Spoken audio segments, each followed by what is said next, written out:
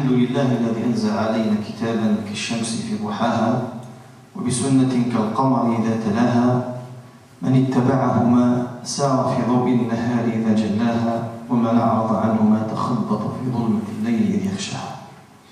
وأشهد أن لا إله إلا الله وحده لا شريك له، وأشهد أن محمدا عبده ورسوله صلى الله عليه وسلم، رسول بلغ العلا بكماله، كشف الدجى بجماله، عظمت جميع خصاله، فصلوا عليه وآله. الصلاة والسلام عليك يا رسول الله، الصلاة والسلام عليك يا حبيب الله، الصلاة والسلام عليك يا خير خلق الله. ثم أما بعد، آبائي، إخواني، أمهاتي، أخواتي، السلام عليكم ورحمة الله تعالى وبركاته.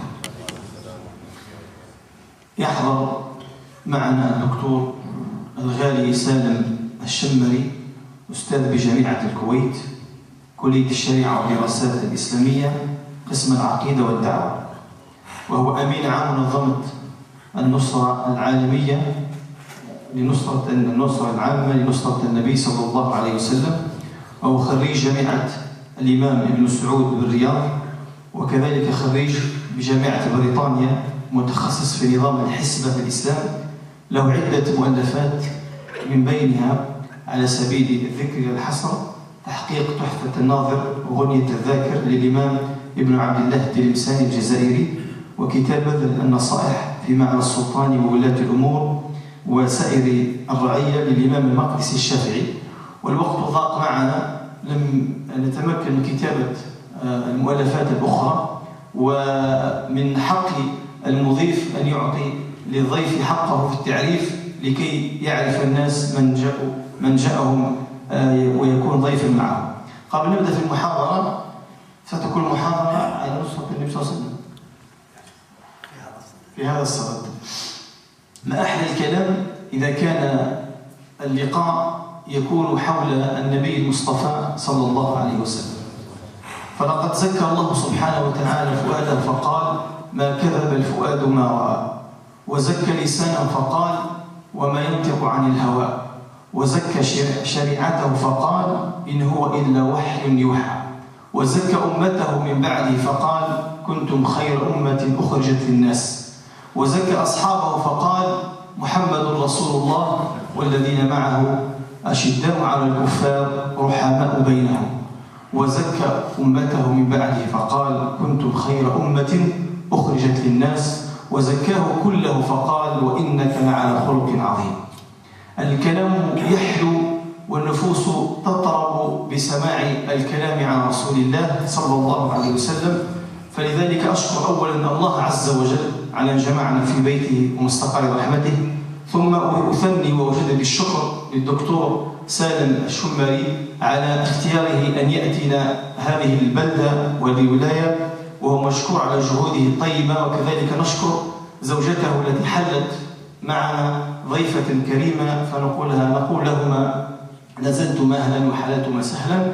كما لا أنسى أن نشكر كذلك المنظمين في الهيئة الإسلامية البورجي، وكذلك المعلمين، وعلى رأسهم الأخ سمير والأخ شوقي والأخ عبد النور وغيرهم الذين كانوا جنود خفاء. فلا نطيل عليكم، نترك الكلمة للدكتور الفاضل والعالم السالم سلمه الله في الدنيا والآخرة، فليتفضل مشكورا غير مأمور، وبارك الله فيكم. الحمد لله رب العالمين، والصلاة والسلام على خير خلق الله سيدنا محمد وعلى آله وصحبه ومن اهتدى بهديه واستنار بسنته إلى يوم الدين. رب اشرح لي صدري ويسر لي أمري واحلل عقدة من لساني يفقه قولي. الحديث يطول والحديث ذو شجون، أن المسلم يتكلم عن رسول الله صلى الله عليه وسلم، لكن قبل أن نتكلم عن صفاته وعن أخلاقه وعن شمائله وخصاله، إنما نستفتح بأحاديثه عليه أفضل الصلاة والسلام.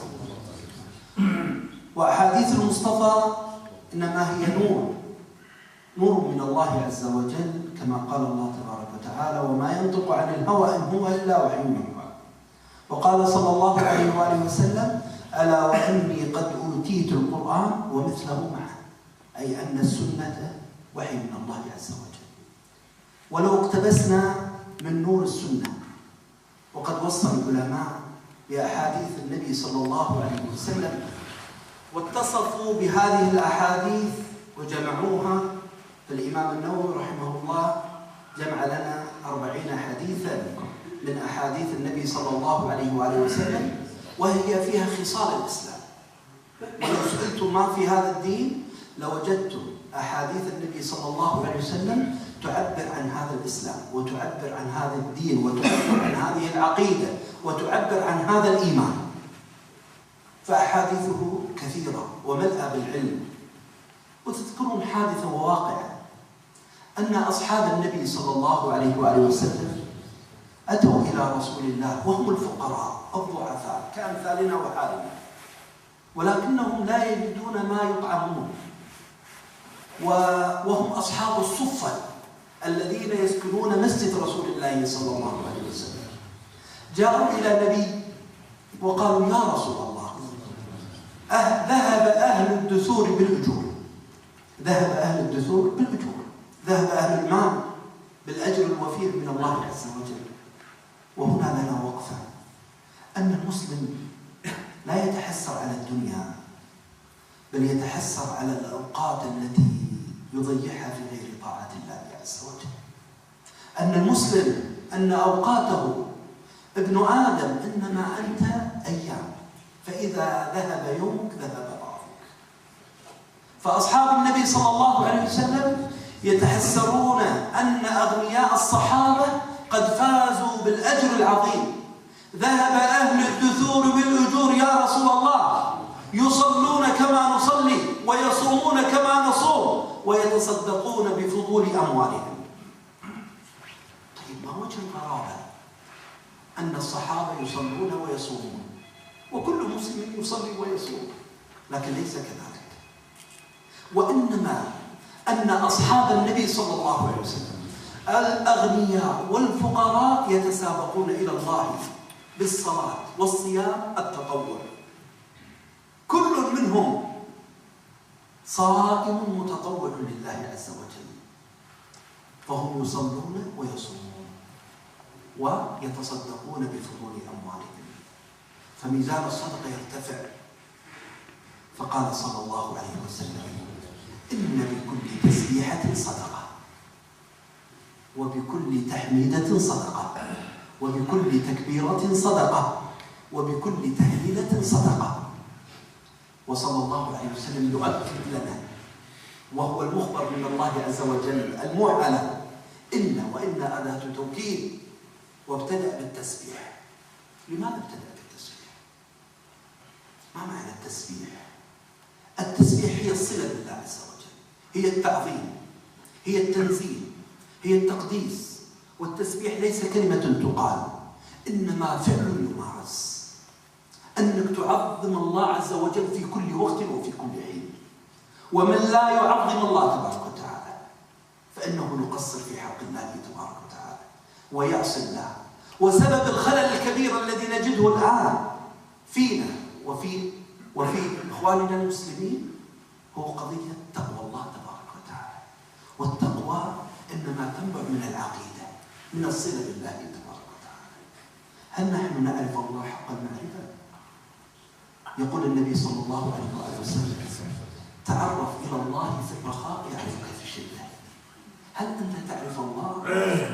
إذا كنت لا تعرف الله فعليك أن تجتهد بمعرفة ربك. وما هي علاقتك بالله تبارك وتعالى؟ هل هي علاقة قهر؟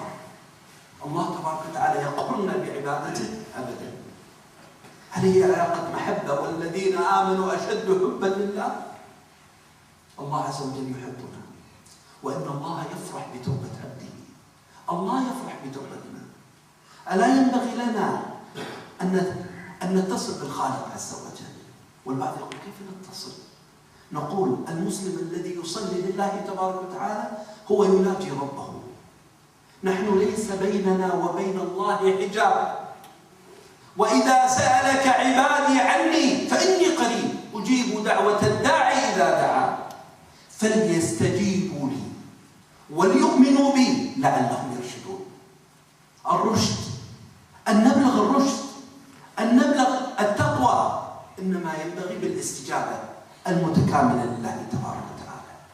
فإذا التسبيح والتعظيم وكلمة سبحان الله التي تثقل الميزان والتي هي حبيبة للرحمن إنما ينبغي للمسلم أن لا فقط يتناولها بلسانه، إنما القلب يتناولها، القلب الذي يجسدها في تعظيمه للخالق. وإذا دعت النفس للشهوات والمعاصي فليذكرها بالله عز وجل أن الله العظيم يغضب لهذه المعصية. وكما قال العلماء: لا تنظر إلى صغر المعصية ولكن انظر إلى عظمة من عصيت. أنت تعصي الخالق جل وعلا وأنتم في هذه الديار، وأنتم في أرض بلا شك فيها خير وموطن فيه خير، إلا أنه كل بلد فيه فتن، حتى بلادنا الإسلامية فيها فتن. والفتن كما قال النبي صلى الله عليه وسلم تعرض على القلوب عودا عودا، والمسلم يصبح مسلما ويمسي كافرا، ويمسي مسلما ويصبح كافرا، يتقلب. هكذا قلب الإنسان، القلب يتقلب، والله القلوب تتقلب. والإنسان ما بين إقبال وإدبار، ما بين شرة وفترة، فأينا يكون أكثر إقبالا على الله تبارك وتعالى؟ فأينا يكون أقرب قربة إلى الله تبارك وتعالى؟ قضية الصلة بالله عز وجل إنما تكون بالتسبيح والتكبير والتحميد والثناء على الله تبارك وتعالى.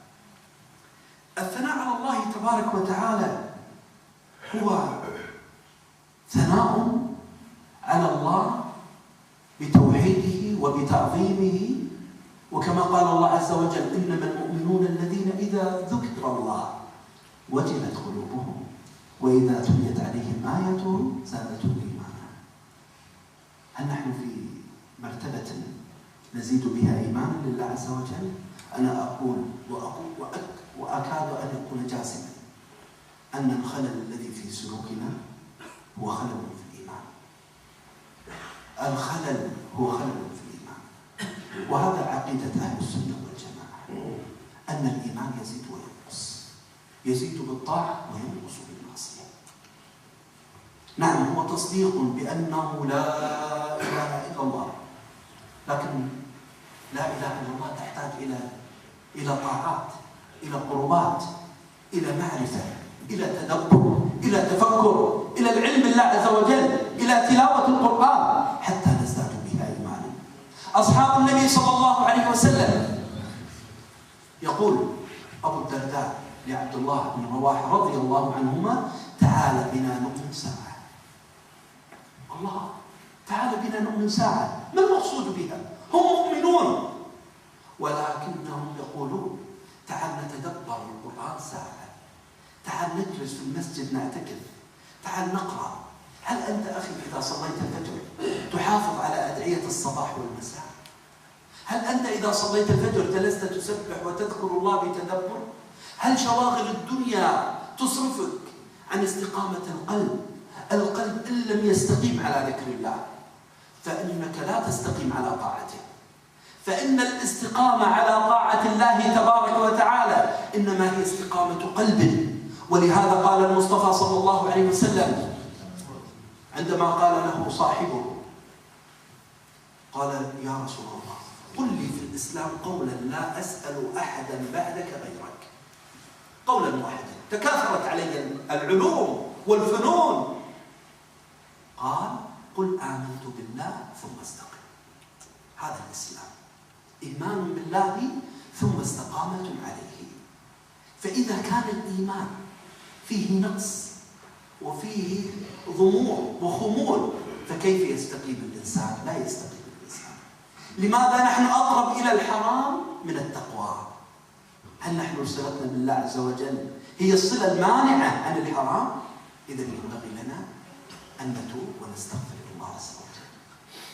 ومن رحمة الله تبارك وتعالى أن أبواب التوبة مفتوحة، ومن رحمة الله تبارك وتعالى أن الله يغفر الذنوب جميعا، ومن رحمة الله تبارك وتعالى.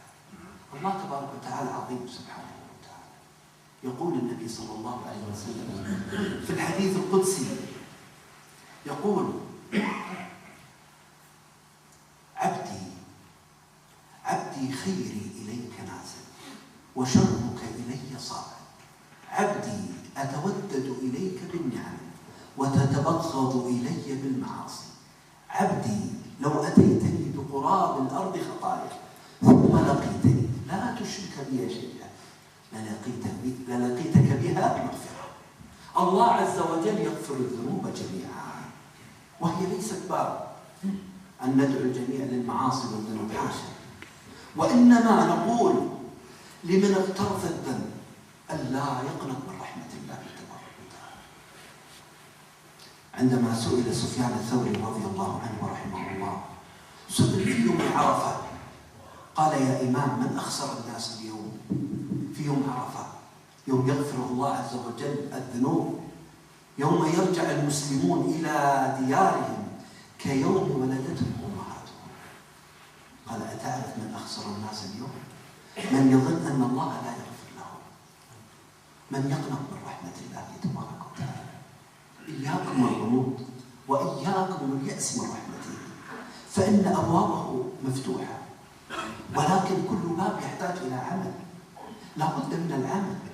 ولهذا الله عز وجل قال: والعصر، أقسم ربنا والعصر، والقسم يفيد التوكيد، والعصر إن الإنسان، وإن أداة توكيد، إن الإنسان لفي خسر. الله أقسم بالعصر وأكد أن البشر كلهم في دائرة الخسران. البشر هلكا في دائرة الخسارة والضياع، إلا الذين آمنوا وعملوا الصالحات. أيكفي؟ قال لا، إلا الذين آمنوا وعملوا الصالحات وتواصوا بالحق وتواصوا بالصبر. وهذه قضية خطيرة جدا، وهي المرتبة التي سوف ندخل فيها في حديث النبي صلى الله عليه وسلم. إذا ذهب أهل الدثور بالأجور، حديث يعلمنا العلاقة بالله عز وجل ومعرفة الله والتعظيم الله والثناء على الله عز وجل، وأن لا نحصي، اللهم لا نحصي ثناء عليك أنت كما أثنيت على نفسك. إنما ينبغي أن نقدم الحمد والثناء على الله عز وجل، وهو أهل للثناء. وينبغي المسلم دائما يثني على الله وأنه العظيم سبحانه وتعالى. القضية الأخرى: وأمر بالمعروف صدقة ونهي عن المنكر صدقة، وهي قضية محورية. ساعات البعض يقول أن الإسلام، أن المسلم يسبح الله ويذكر الله ويعتكف في المسجد ويلزم زاوية المسجد ويترك الدنيا ترعى هكذا. نقول لا، أنت مساءل أمام الله عز وجل، أنت مساءل في هذه الديار بتبليغ دعوة الإسلام، أنت مساءل، أنت الحجة قائمة عليك. نحن نعيش في ديار المسلمين، أما أنتم تعيشون في هذه الديار. هل بلغت جارك الفرنسي دعوة الله؟ هل عاملته بالحسنى؟ هل أنت سفير عن الإسلام؟ هل أنت تمثل محمد صلى الله عليه وسلم؟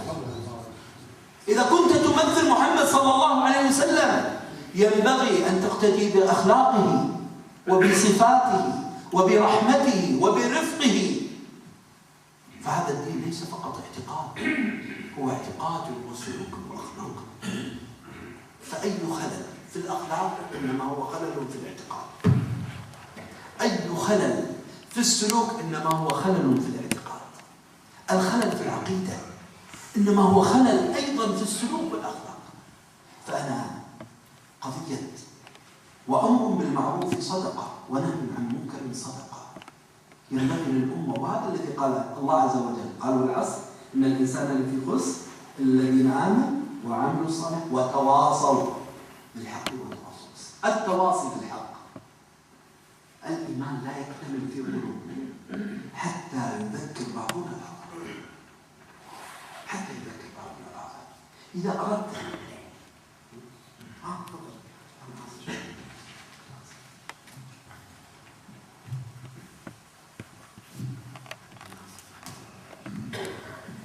Bismillahirrahmanirrahim, alhamdulillah, wassalamu ala rasulillah.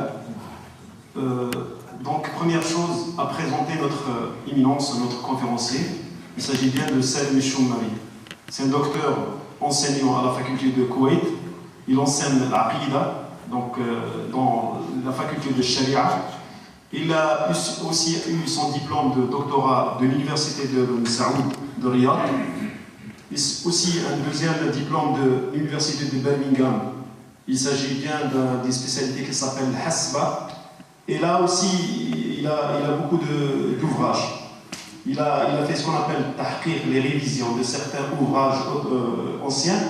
Parmi eux, on trouve Tuhfat al-Nadir de un cheikh, donc Abu Abdillah al-Moussani, ou bien de Nizam al-Hasba de Maqdisi. Donc il a d'autres livres.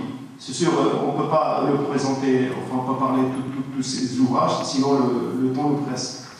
Et aussi, le cheikh, il préside, il est le secrétaire général de ce qu'on appelle la grande instance de soutien du prophète alayhi salatu wassalam, al-Alamiyya bi Nusrat al-Nabi sallallahu alayhi wa sallam. Et il a choisi de nous parler du prophète alayhi salatu wassalam. C'est sûr, le discours sur le prophète alayhi salatu wassalam, c'est un discours qui fait plaisir, c'est un discours d'honneur à tout musulman. Mais avant de parler du prophète alayhi salatu wassalam, avant de parler de sa conduite, sa biographie et tout, allons-y vers un hadith, les hadiths du prophète sallallahu alayhi wa sallam. Sachant que le prophète sallallahu alayhi wa sallam ne parle pas, comme dit le Coran, ne parle pas à partir des patients, mais il parle à partir des révélations. Aussi, il dit le prophète sallallahu alayhi wa sallam dans d'autres hadiths, il dit le prophète alayhi wa sallam, j'ai reçu le Coran et quelque chose d'identique, c'est-à-dire la sunna. Donc tout ce qui émane du prophète sallallahu alayhi wa sallam n'émane que de la révélation. On prend par exemple l'imam al-Nawawi rahimahullah, il a consacré un ouvrage à 40 hadiths du prophète alayhi salatu wassalam. Dans cet ouvrage, on trouve presque l'islam en général, donc des hadiths qui parlent de l'islam en gros. Et on trouve que les prophètes, les compagnons, ils sont venus une fois, les compagnons, les pauvres des compagnons, les pauvres comme nous, ce qu'on appelle les gens de Sofa, ces gens qui vivaient à l'époque dans la mosquée du prophète alayhi salatu wassalam.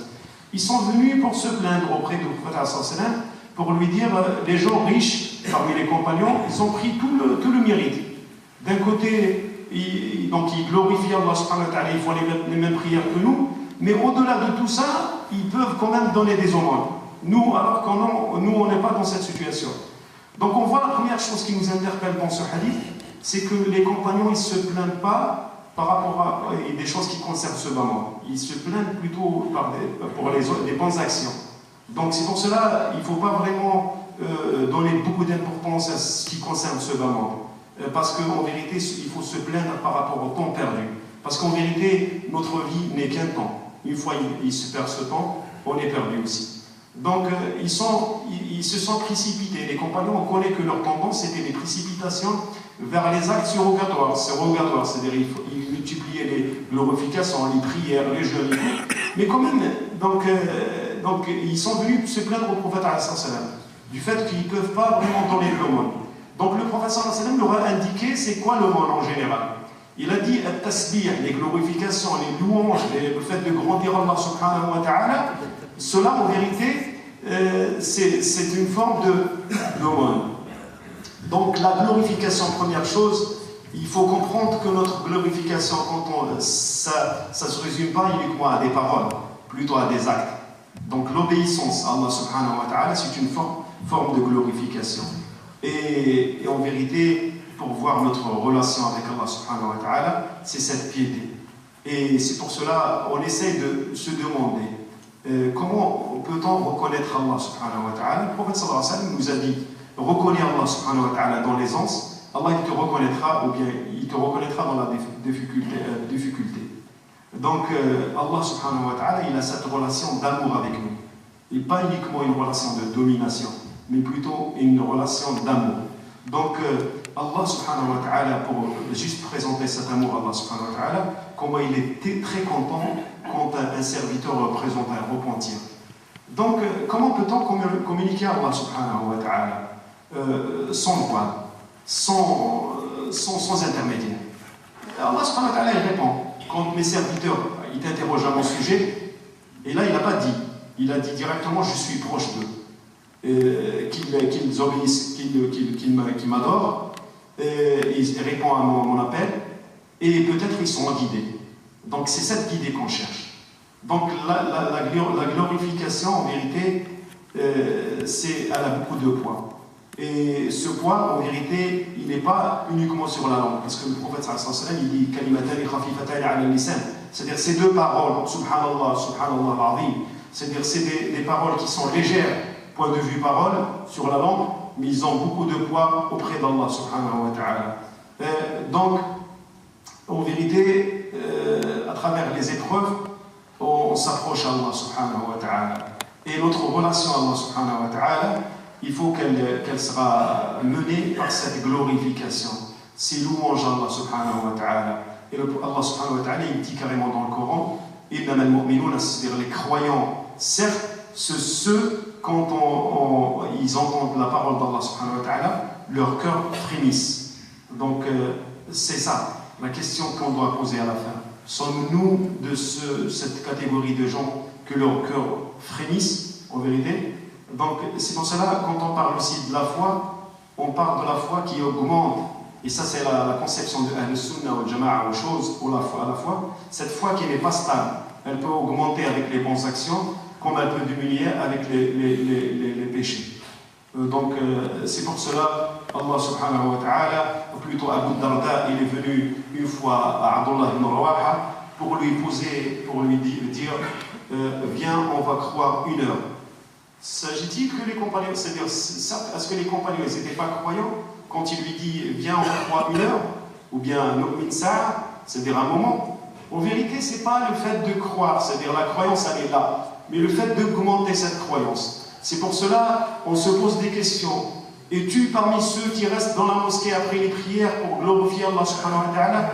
Es-tu parmi ceux qui méditent dans les moments de méditation? Es-tu que parmi les gens qui consacrent un moment à adorer Allah subhanahu wa ta'ala, à multiplier les glorifications?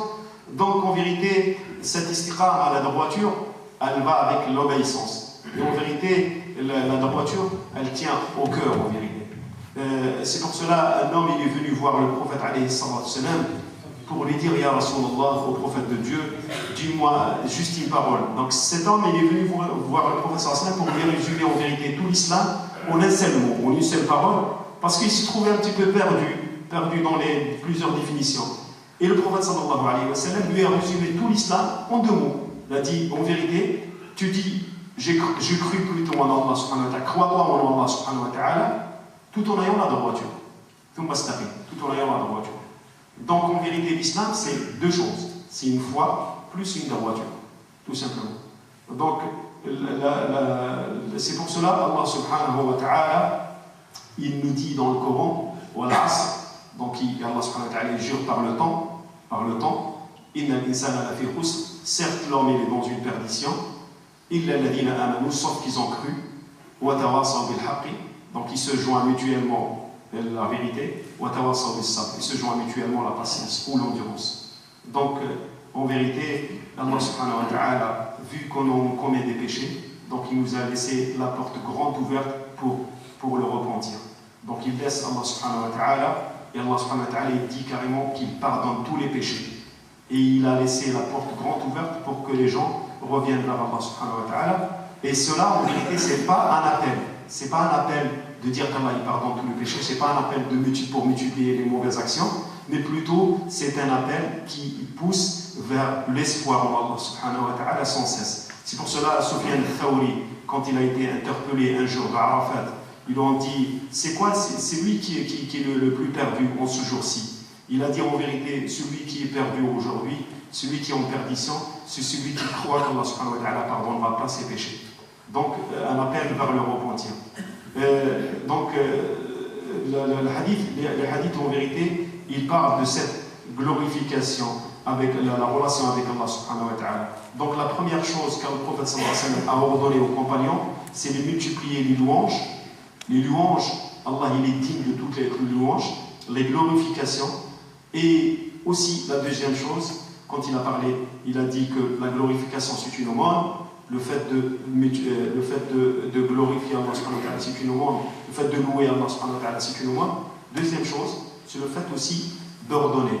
ordonner le bien et interdire le mal. Parce qu'il ne suffit pas de rester dans un endroit, dans une mosquée, multiplier les glorifications, multiplier les louanges, mais aussi il y a une deuxième responsabilité, c'est ordonner le bien et interdire le mal. Et nous, dans notre contexte ici, dans ce contexte non musulman, il y a un message à tout musulman, une mission, c'est de transmettre. Est-ce que toi, es-tu parmi ceux qui ont transmis le message du prophète sallallahu alayhi wa sallam? T'es bien un bon ambassadeur de l'islam. Est-ce que tu représentes le prophète sallallahu alayhi wa sallam? Si tu es un représentant digne du prophète sallallahu alayhi wa sallam, et quand on dit représentant, c'est le fait d'imiter le prophète sallallahu alayhi wa sallam dans son indulgence, le prophète sallallahu alayhi wa sallam dans son bon comportement, dans sa foi. Donc c'est ça. Et c'est pour cela, en vérité, on se pose cette question.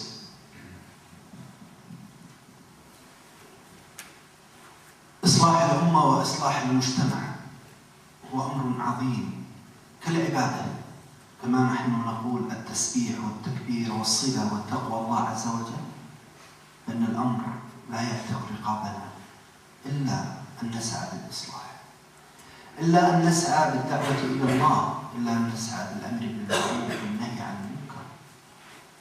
وأمر بالمعروف صدقة ونهي عن المنكر صدقة، لكنه ليس من قبيل الصدقة بل هو فرض، هي فريضة.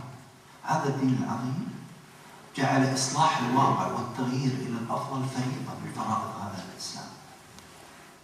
يقول الله عز وجل: كنتم خير أمة أخرجت للناس تأمرون بالمعروف وتنهون عن المنكر وتؤمنون بالله.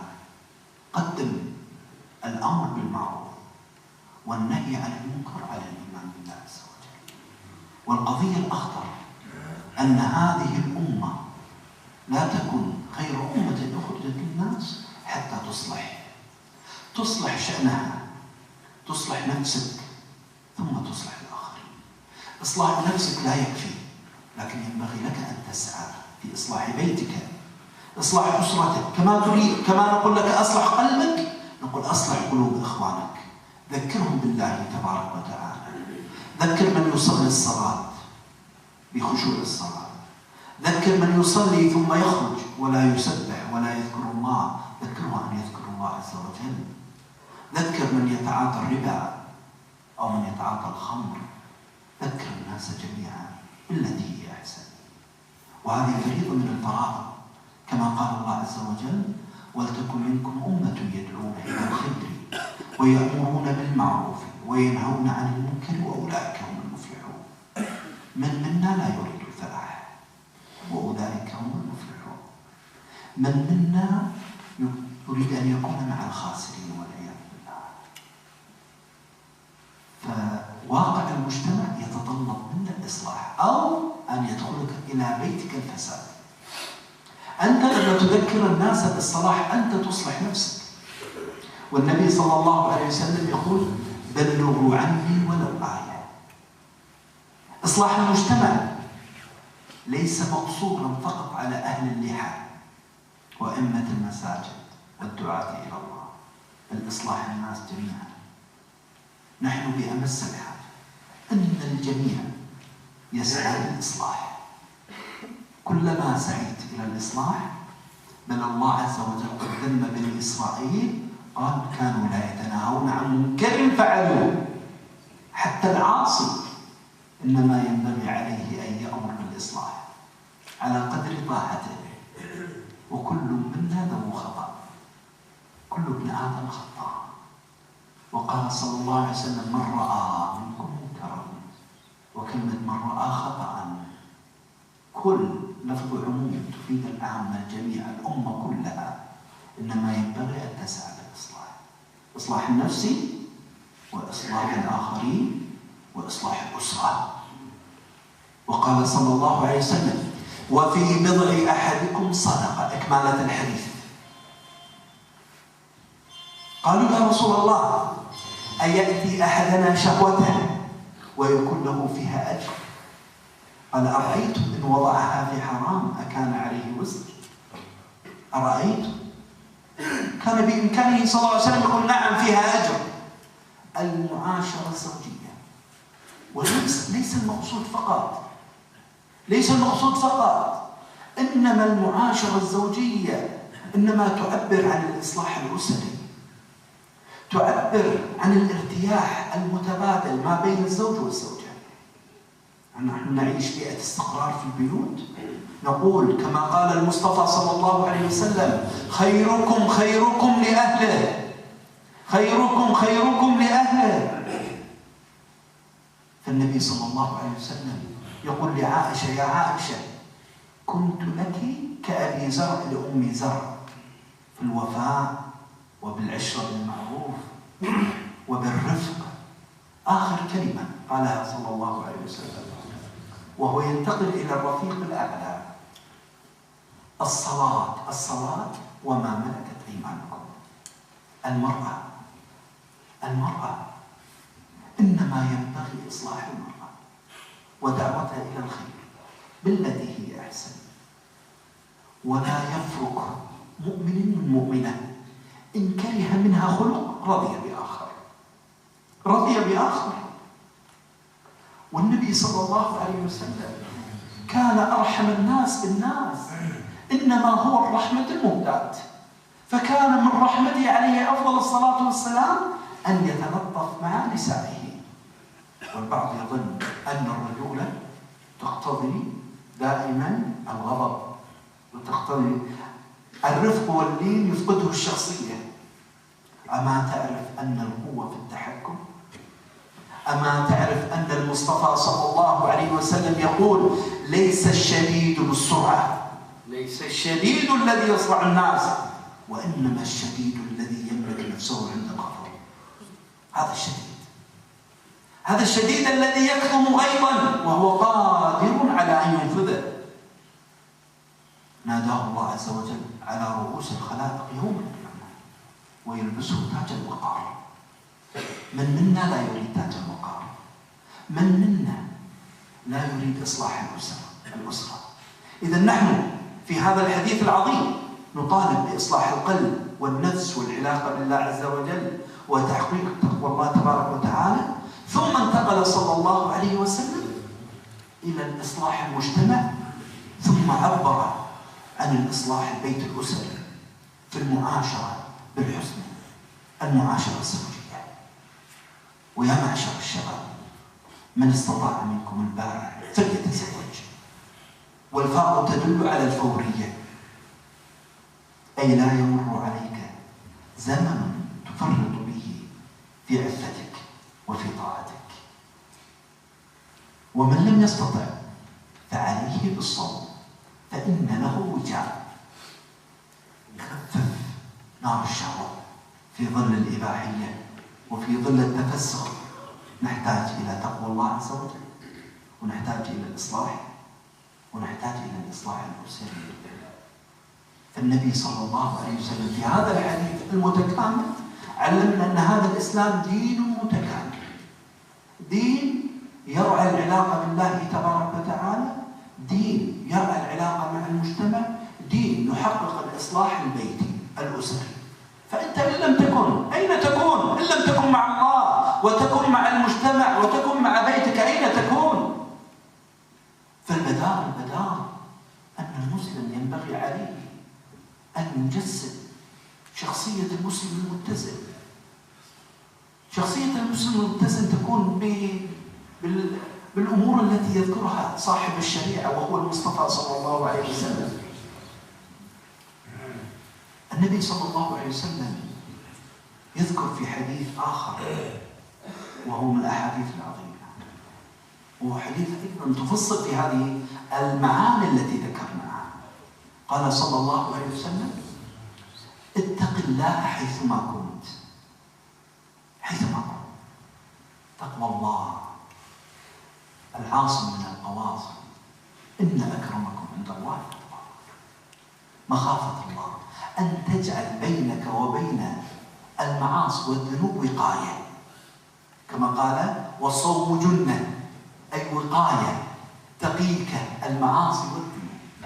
اتق الله حيثما كنت، مو أمامنا تقي ومن خلفنا أمام الإنترنت ولا أمام الفضائيات ولا إنما تقوى الله حيثما كنت. طيب هل نحن ملائكة؟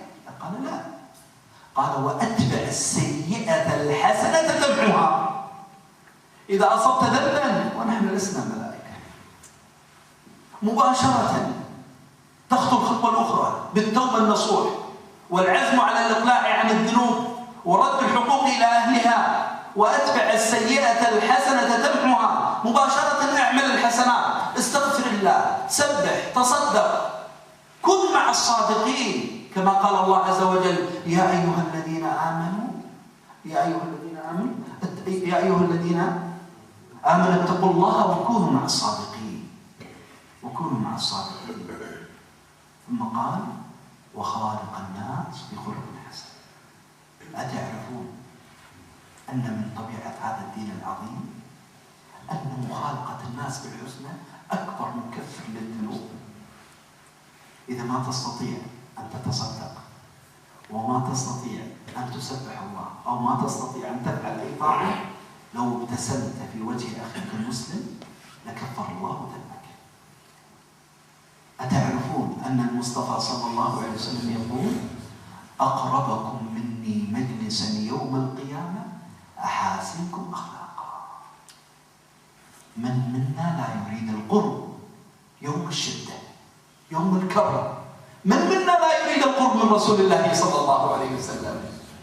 خالق الناس، خالق. أتعرفون معنى خالق؟ خالق الناس أي تفاعل. خالق صيغة مبالغة.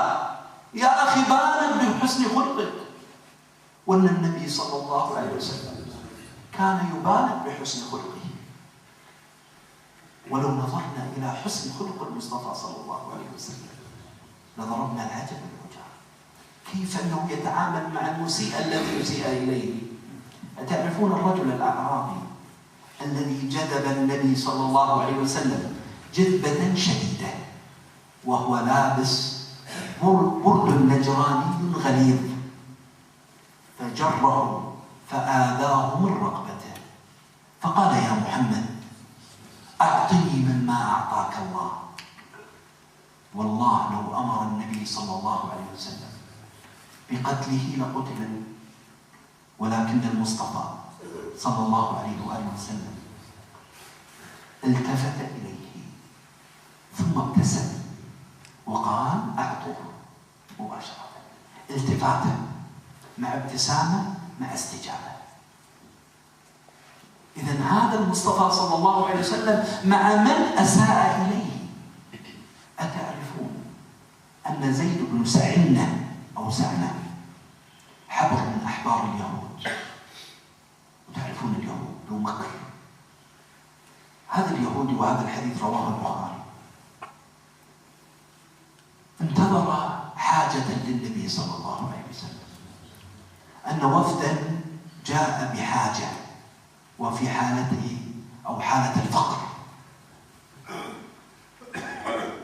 فالنبي ليس له مال حتى يعطي هذا الوفد، فاقترض من هذا اليهودي المال حتى يتصدق به على الفقراء. فتصدق النبي صلى الله عليه وسلم والقرض إلى أجل، فانتظر هذا اليهودي حولان الأجل أو حول الأجل، فجاء إلى النبي صلى الله عليه وسلم وقال هكذا، جر الرسول صلى الله عليه وسلم وهزه وقال يا محمد أنتم بنو عبد المطلب قوم مطل معنى تماطلون بالدين لا تدفعونه. وكان من مع رسول الله عمر رضي الله عنه، فالتفت إليه عمر بنظرة كادت أن تقتل هذا الرجل، قال يا رسول الله مرني أن أقتل هذا الرجل. وراعه، ارتاع الرجل زيد، ارتاع من عمر رضي الله عنه فخاف وقال يا عمر ألا الأولى بك أن تأمرني بالوفاء يا عمر؟ خذه يا عمر واعطه وزده مكان ما ربته أو روعته، زيادة على أنك آذيته بهذه النظرات، خذه واعطه المال وزده مكان ما روعته. فلما أخذه عمر رضي الله عن عمر فقال له زيد أما تعرفني؟ قال لا. قال أنا زيد بن سعنة. قال حبر اليهود؟ قال بلى. قال يا عمر إني أشهد أن لا إله إلا الله وأن محمد رسول الله. يا عمر إني اختبرت نبيكم وقد كتب في كتابنا أن حلمه يسبق غضبه. فأراد أن يختبر الرسول صلى الله عليه وسلم دون أن يعرف أحد، فوجد رسول الله صلى الله عليه وسلم حلمه يسبق غضبه. فهل نحن حلمنا يسبق غضبنا؟ إذا مخالقة الناس، مخالقة المجتمع، إظهار أخلاق النبي صلى الله عليه وسلم، أن نبثها. يا أخوة، يا أخوان، يا أخواتي، نحن عندنا شخصية المصطفى صلى الله عليه وسلم، أكبر شخصية، وهي شخصية نبي عليه أفضل الصلاة والسلام. قال الله عز وجل: وما أرسلناك إلا رحمة للعالمين. أتعرفون من هم العالمين؟ كل من هو موجود في هذه الأرض، سواء المسلم أو الكافر، يعني حتى هو رحمة للكفار. طيب، يترجم الأخ.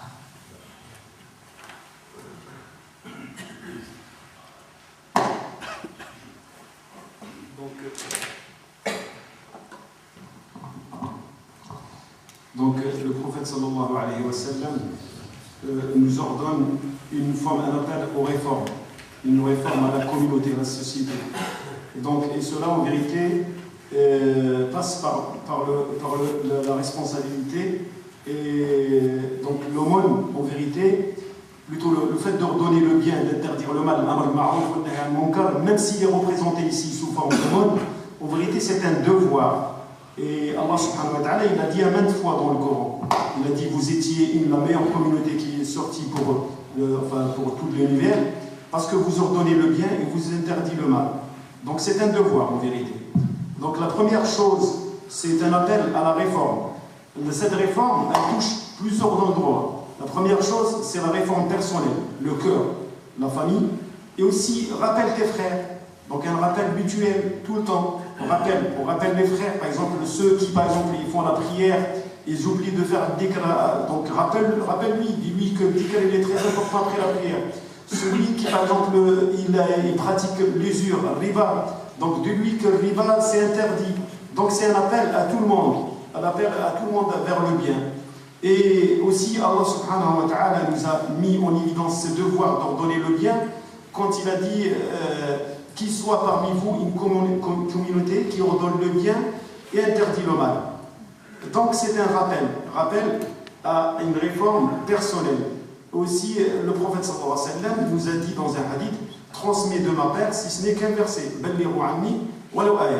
Et cela, il ne faut pas se poser la question de dire que le fait d'interdire le bien, d'interdire le mal et ordonner le bien, c'est la mission soi-disant des barbus ou bien des imams et tout. Non, parce que moi j'ai commis des péchés et je ne peux pas ordonner le bien et interdire le mal. Allah subhanahu wa ta'ala, sachant qu'Allah subhanahu wa ta'ala, il a mis en garde, il a maudit les enfants d'Israël, tout simplement parce que quand ils pratiquaient un interdit, personne plutôt un blâmable, personne ne l'interdit, personne n'appelle à retenir, à ne pas commettre ce péché. Donc c'est pour cela qu'on trouve le prophète sallallahu alayhi wa sallam dans un hadith très important, il dit: celui qui voit un acte munkar, c'est-à-dire un acte blâmable, qui le interdit, qui le corrige par la main, ou bien par la parole, ou pas par le cœur. Et celui, quand on dit celui en arabe, men, en vérité c'est une expression qui englobe tout le monde, c'est une expression générale. Donc, et cela, ça touche plusieurs domaines. Ça touche le niveau personnel, c'est-à-dire le fait de réformer sa personne, sa famille et sa communauté. Et aussi, le prophète sallallahu alayhi wa sallam, il termine, continue dans l'esprit ou bien l'explication générale de l'aumône. Il dit aussi: c'est-à-dire pendant vos rapports, c'est considéré, vos rapports intimes, vous considérez comme aumône. C'est pour cela les compagnons, ils étaient étonnés, au point de dire: Ya Rasulallah, comment peut-on, c'est-à-dire assouvir ces patients, tout en ayant de l'autre côté une récompense semblable à celle de l'aumône? En vérité, parce que le prophète sallallahu alayhi wa sallam, il touche le principe important de ce rapport intime, ils sont une forme de réforme familiale. Aussi, ça participe à la tranquillité de la famille, de la femme. Et le prophète sallallahu alayhi wa sallam, il a dit dans plusieurs hadiths, il a dit le meilleur parmi vous, c'est le meilleur vis-à-vis son épouse, et je suis le meilleur vis-à-vis mes épouses. Et aussi le prophète sallallahu alayhi wa sallam, il dit à Aïcha radiallahu anha, j'étais pour toi comme Abu Zar, tel qu'il a été Abu Zar à sa femme, Abu Zar. Et on trouve que la dernière parole qui était transmise de la part du prophète alayhi wa sallam, il disait la prière, il mettait en considération l'importance de la prière et l'importance de la relation avec les épouses.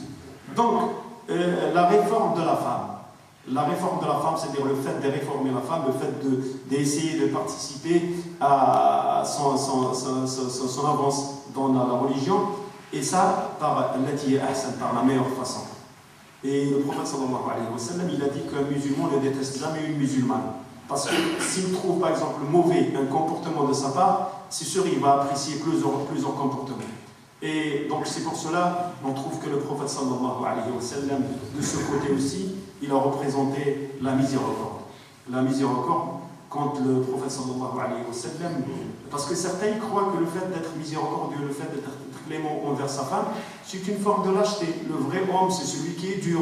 Et en vérité, la dureté, le prophète sallallahu alayhi wa sallam et la force, nous a expliqué que ça ne se présente pas par cette façon-là, mais plutôt par le contrôle, la force de contrôle.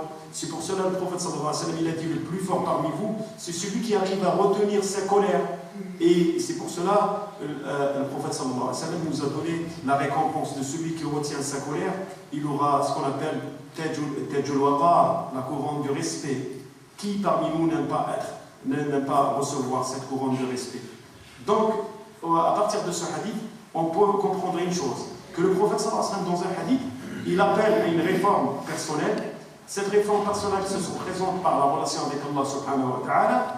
La deuxième réforme, c'est la réforme dans la société. Quand il leur donne le bien, il interdit le mal. Il réforme aussi au niveau familial. Donc, c'est pour cela qu'on appelle les jeunes en vérité, qui ne sont pas mariés, de se précipiter, de se marier. C'est pour cela que le prophète sallallahu alayhi wa sallam, il dit Man istata'a minkum al-ba'ata, c'est-à-dire celui qui a les moyens, fal. Donc on trouve le lettre fa qui représente en arabe la précipitation. C'est-à-dire toujours quand on utilise un verbe avec fa, c'est-à-dire c'est une précipitation. Et celui qui ne peut pas, pour qu'il ne tombe pas dans le péché, il a à jeûner. Donc, les réformes. Aussi, on trouve cette personnalité équilibrée. Donc, que le prophète sallallahu alayhi wa sallam veut indiquer cette personnalité équilibrée qui est représentée ici par cette compréhension globale de l'islam. L'islam qui représente ces trois relations. C'est la relation avec Allah subhanahu wa ta'ala, et la relation avec la société, et la relation avec la famille. On trouve aussi un deuxième hadith, ou un hadith qui va dans le même sens.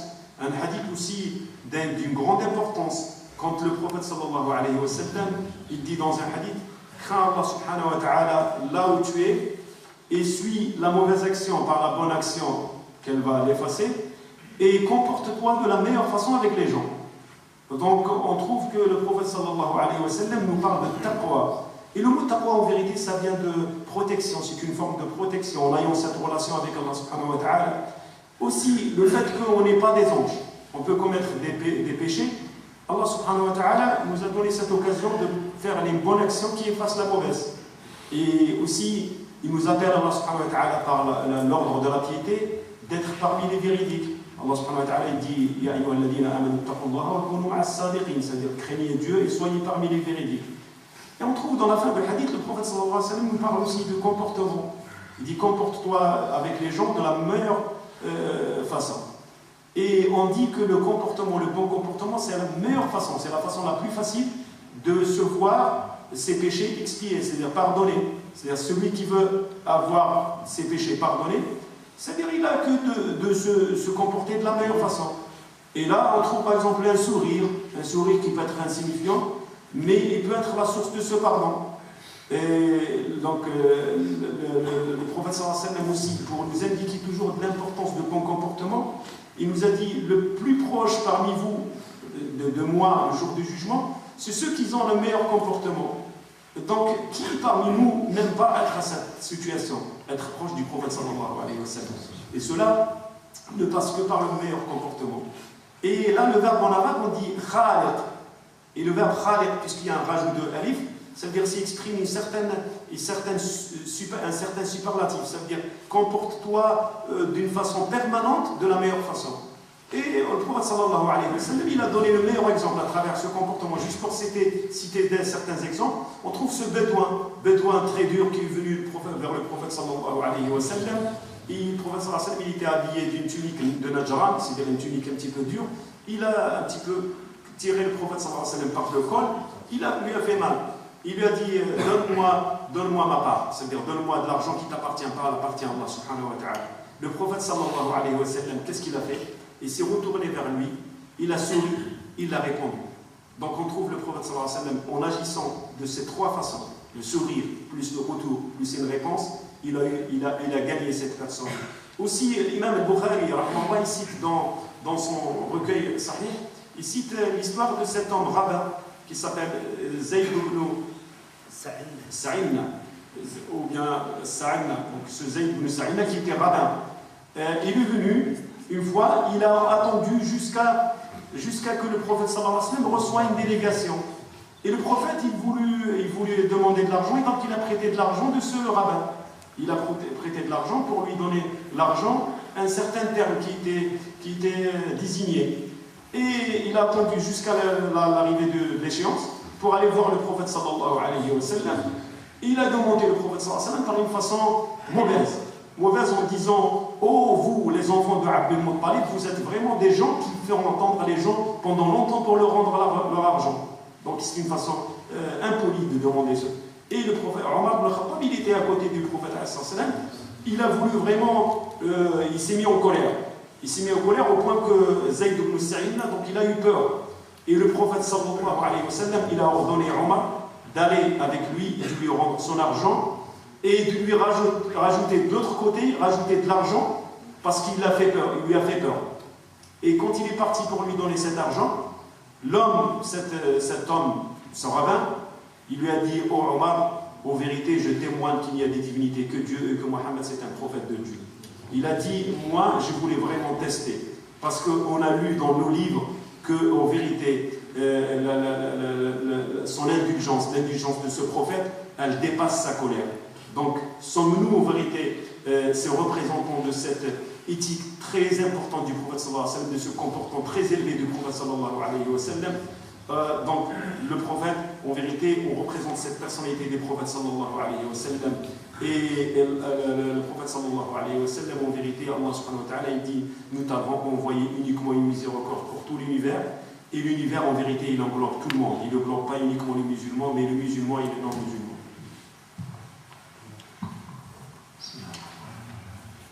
الرحمة في حياة النبي صلى الله عليه وسلم ورحمة مهداة كما قال الله عز وجل وما أرسلناك إلا رحمة للعالمين. فرحمته بالكفار ورحمته بالمسلمين ورحمته بالجمال. أتذكرون حادثة الجذع عندما كان النبي صلى الله عليه وسلم يخطب على جذع النخلة فبني له منبر فاعتلى المنبر فسمع أنين الجذع. النبي صلى الله عليه وسلم وهو يخطب على منبره في المدينة المنورة يسمع صوت أنين بكاء للجذع فينزل صلى الله عليه وسلم من منبره ثم يحتضن الجذع ويخيره بين أن يكون شجر من شجر الدنيا أم شجر من شجر الجنة فاختار الجنة الجذع.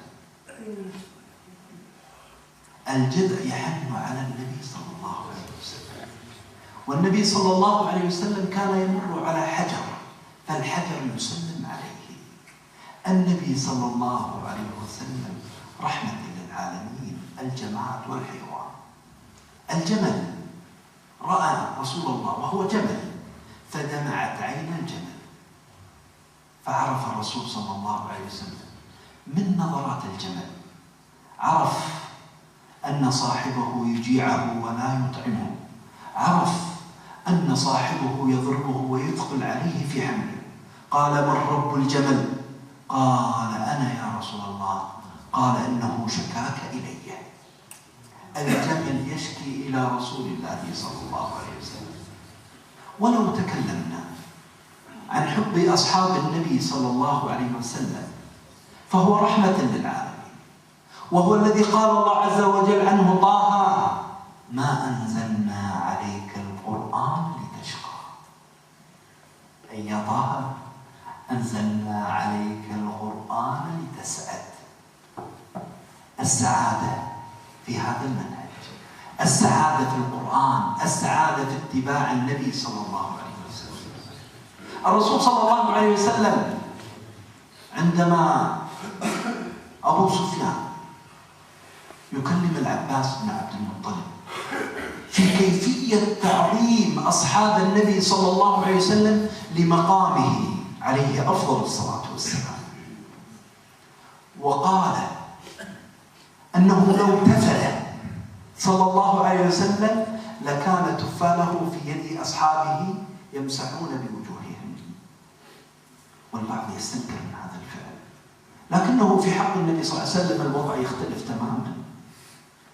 كيف رجل من أصحاب النبي صلى الله عليه وسلم يسمى بعتبة بن فرقد السلمي. عتبة بن فرقد السلمي كان له من النسوة 4، وكنا يتبارين أي يتنافسن في شراء الطيب، أيهن أكثر طيبا وتبعلا لزوجها. ومع ذلك كان عتبة أكثرهن طيبا، يعني عتبة هو في نفسه طيب الرائحة. فقالت له إحدى نسائه: يا عتبة إنك طيب الرائحة. قال: ما تعرفين لماذا؟ قال: لا.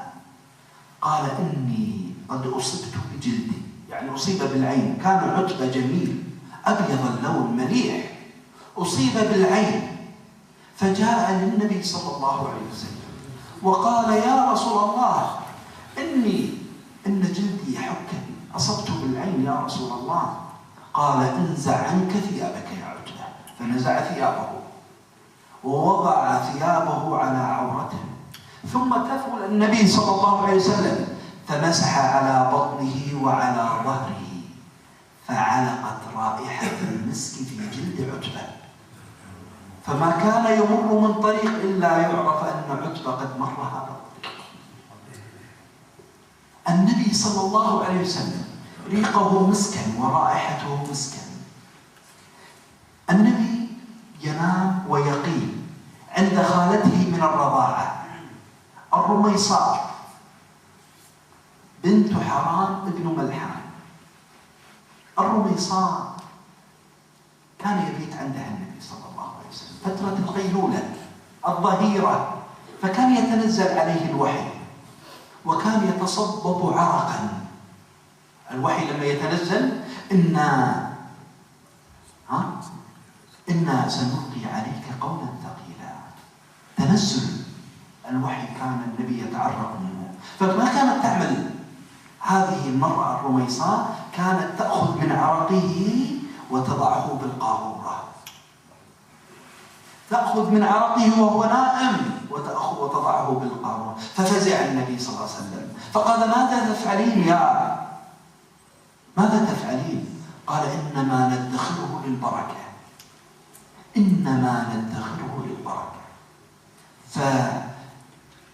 فعرق النبي مسك وتفاله وريحه عليه أفضل الصلاة والسلام. ما رأيت كما قال الصحابة ألين كفا ولا أطيب نفسا من رسول الله صلى الله عليه وسلم. عندما مر على أم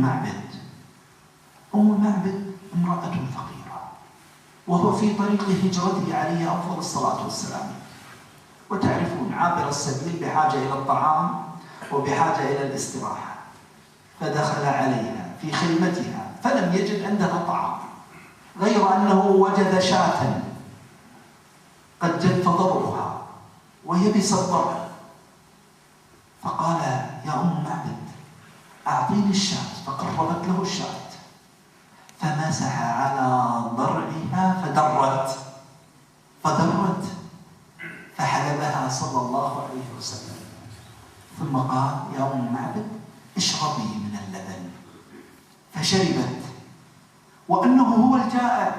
ولكنه أطعمها وأطعم أبو بكر رضي الله عنه، ثم كان هو آخر الناس شربا عليه أفضل الصلاة والسلام.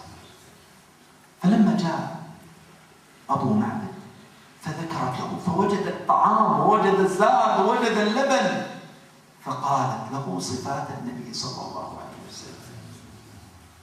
فإذا الرسول صلى الله عليه وسلم لو تأملنا سيرته وتدبرنا هذه السيرة العظيمة، نحن عندنا بفضل الله رسول الله، كما قال النبي صلى الله عليه وسلم للأنصار: يا معشر الأنصار الناس يرجعون بالشاة والبعير وأنتم ترجعون برسول الله، أنتم ترجعون برسول الله، وأنتم هنا في هذه الديار.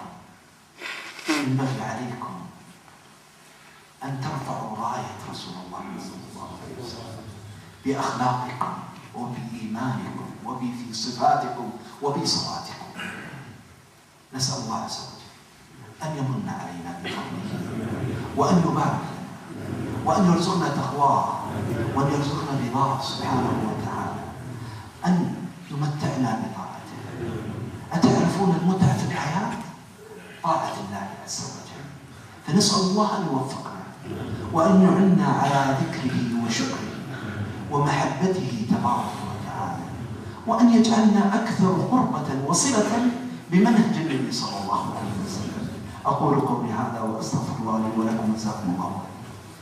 الوقت هذا الذي ترجم فيها أخونا محمد اللي عنده سؤال اثنين يقدمها للشيخ، سواء كانت كتابية بشكلية، ثم نؤذن ونصلي إن شاء الله. Donc le prophète sallallahu alayhi wa sallam, comme on a dit, comme Allah subhanahu wa ta'ala l'a dit, il n'était envoyé qu'une miséricorde pour tout l'univers. Et le prophète sallallahu alayhi wa sallam, c'est une miséricorde offerte. On peut voir plusieurs exemples, juste pour citer un petit peu, parce que le temps presse, citer ce qu'il a cité Shir. Donc le tronc de palmier. Ce tronc de palmier sur lequel le prophète sallallahu alayhi wa sallam il montait pour donner ses prêches. Quand le prophète sallallahu alayhi wa sallam il a changé d'endroit, on a entendu que ce tronc de palmier il était en train de pleurer. Donc au point que le prophète sallallahu alayhi wa sallam l'a pris dans ses bras et il lui a donné le choix d'être un arbre de ce bas monde ou d'être un arbre de paradis. Bien évidemment, il a choisi d'être parmi un arbre au paradis. Aussi, le prophète sallallahu alayhi wa sallam il avait l'habitude de passer devant un rocher à la Mecque, ce rocher qu'il saluait le prophète alayhi salatu wa sallam. Aussi, le prophète sallallahu alayhi wa sallam il a vu une fois un chameau, et ce chameau il pleurait. Et le prophète sallallahu alayhi wa sallam constatait que ce chameau il était souffrant de mauvais comportement de son propriétaire. Et il a demandé c'est qui et à qui appartient ce chameau. Un homme a dit à moi, au prophète de Dieu, et il a dit oh toi, ton chameau il s'est plaint par rapport à ton mauvais comportement, donc tiens-toi bien avec lui. Donc c'est pour cela qu'on parle aussi de l'amour des compagnons. Allah il dit dans le Coran, dans Surah Taha, il dit Taha, nous t'avons révélé le Coran nous t'avons pas révélé le Coran pour qu'il soit malheureux. En vérité, le Coran, à partir de là, il est une source de bonheur. Donc le Coran, c'est le bonheur. Donc celui qui veut vraiment le bonheur, il est dans le Coran et le fait de suivre le prophète alayhi salatu wassalam. Une fois, Abu Sufyan, il s'est demandé auprès de Abbas, l'oncle du prophète de Dieu, sallallahu alayhi wa sallam, il a dit, moi j'ai vu que les compagnons de ton neveu, chaque fois que lui il crache, donc eux ils ramassent son crachat et ils essuient leur visage avec le crachat du prophète alayhi salatu wassalam. C'est sûr, certains ils vont trouver étrange ce comportement de la part des compagnons. Cela c'est spécifique au prophète sallallahu alayhi wa sallam. Aussi, il y avait un compagnon qui s'appelle Uthba ibn Farqad al-Sulami. Cet homme il avait 4 épouses. Et ces épouses ils étaient en train de se concurrencer, de faire une concurrence sur le fait c'est qui la plus belle, la plus parfumée, celle qui a le bon comportement vis-à-vis son mari. Et une de ses épouses, elle a constaté que Uthba il était plus parfumé que toutes ses femmes.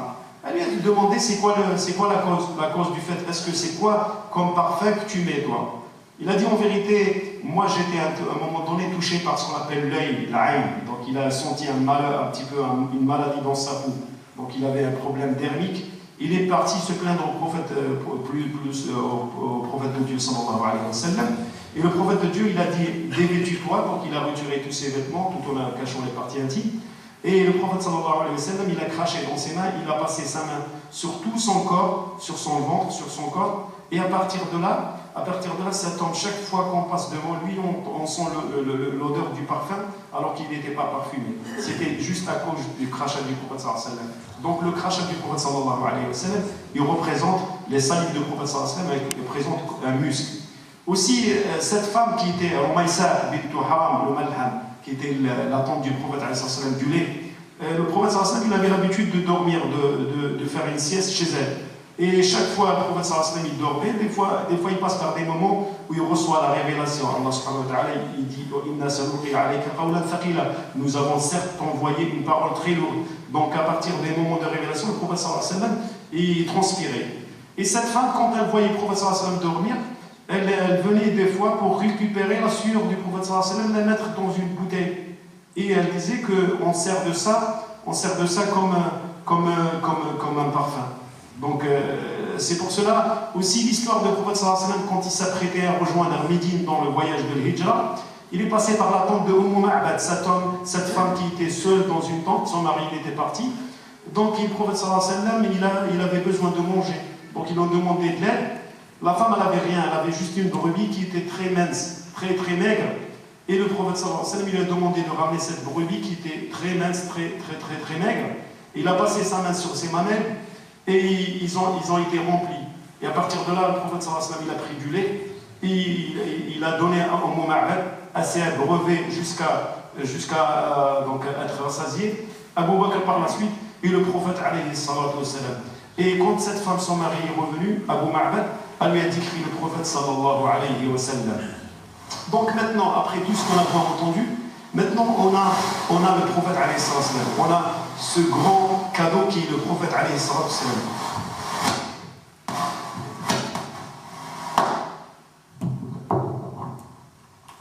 On a ce grand cadeau qui est le prophète alayhi salatu wa sallam. Comme il a dit le prophète sallallahu alayhi wa sallam au Ansar, quand il a dit que si les gens ils reviennent avec des chamelles, avec des brebis, vous allez revenir avec le prophète sallallahu alayhi wa sallam. Donc nous, on a ce grand cadeau de la part d'Allah subhanahu wa ta'ala qui est le prophète sallallahu alayhi wa sallam. Maintenant, essayez d'élever l'étendard du prophète en ayant le bon comportement, en représentant le prophète sallallahu alayhi wa sallam de la meilleure façon. Et cette représentation, ça passe par le bon comportement. Donc, demandons à Allah subhanahu wa ta'ala de nous donner le plaisir de l'adoration et de nous aider d'imiter le prophète sallallahu alayhi wa sallam de la meilleure façon. Alhamdulillah rabbil alamin.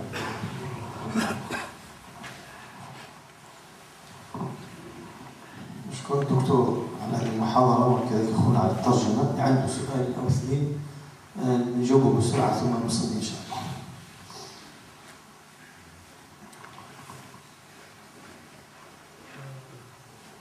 تفضل.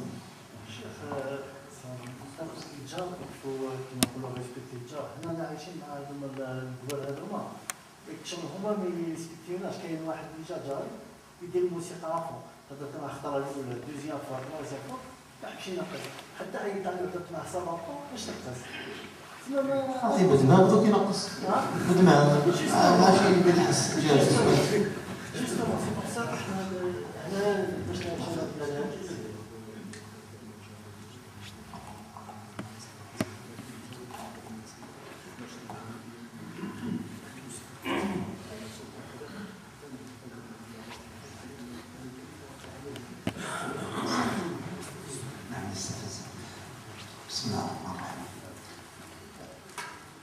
لغة الاستفزاز هذه لغة دائما الكفار يعني يتعاملون بها، ولكن النبي صلى الله عليه وسلم أمره الله عز وجل قال: وإذا خاطبك الجاهلون قالوا سلاما.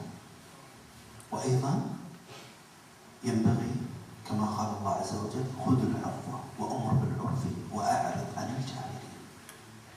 وأيضا ينبغي لنا أن ندرك أن كلما هؤلاء زادوا في إيذائنا نحن ينبغي علينا أن نصبر ونحتسب، لكن الصبر لا يعبر عن ضعف. فرق تماما. أنت مواطن هنا تستطيع أن ترفع عليه أي دعوى قضائية والبلد هنا بلد قانون، لكن المسألة ينبغي لك أن تدرك أن في الحسن هو الأصل وهو الأفضل. أضرب قصة حدثت في الدنمارك لأحد أئمة المساجد، أن عنده جار كان يؤذيه، في يوم من الأيام انطلق كلب الجار آذى هذا الإمام، فالجيران رأوه، فجاء أحد المحامين فطلب منه أن يرفع عليه دعوى قضائية ويقيمها على هذا الجار، فامتنع هذا الإمام وقال نحن من شيم المسلمين أن الجار يعفو عن الجار، ومن أخلاق المسلمين. علمت إحدى الصحفيات بهذا المبدأ الكريم، فكتبت عن هذا الجار وعن هذا الإمام وعن أخلاقه، فكان هذا الأمر مؤثر في الحي بأجمعه. فنقول أن هذا الرجل الذي عنده الكلب جاء واعتذر للإمام وطلب منه الصفح، وكان بإمكانه أن يؤذيه، إلا أن الصفح والصبر إنما نستشعر. لماذا نصبر عليهم؟ نقربهم إلى دين الله عز وجل، نقربهم إلى دين الله. وانظر إلى فعل النبي صلى الله عليه وسلم من الكفار. النبي صلى الله عليه وسلم عاش مع الكفار، والنبي صلى الله عليه وسلم صبر على إيذاء الكفار. ليس أتعرف أن ملك الجبال عندما جاء إلى النبي صلى الله عليه وسلم وقال يا رسول الله يا محمد مرني أن أطبق الأخشبين عليهم، يقصد أهل الطائف الذين آذوا رسول الله وضربوه حتى أدموه، أي أخرجوا الدم منه. قال صلى الله عليه وسلم دعهم لعل الله يخرج من أصلابهم من يعبد الله ولا يشرك به شيئا. فنحن نصبر، لعل الله إن لم يكن هذا الجار يكون أبنائه، يكون بقية الجيران. لغة الاستفزاز هي إثارة كبيرة. نحن نتنافس مع المؤذين ومع المخالفين على الفئة الصامتة، الفئة التي تنظر أينا أكثر اتزانا وهدوءا.